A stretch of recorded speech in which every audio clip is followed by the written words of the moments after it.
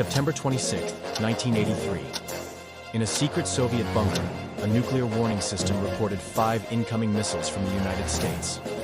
Alarms blared, red lights flashed. The protocol was simple: retaliate, immediate. One officer, Stanislav Petrov, was tasked with confirming the attack. He looked at the screens.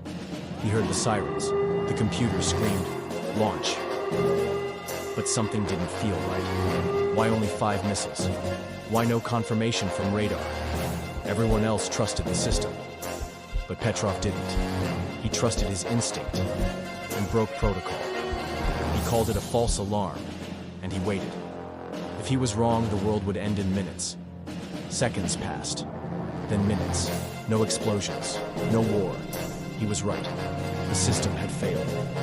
Petrov prevented nuclear war, not with weapons, but with hesitation. He wasn't praised. No medals, no headlines, just silence. But today, we remember. He may have saved the world by doing absolutely nothing. Would you have pressed the button? Comment below and subscribe for more untold stories from history's red lines.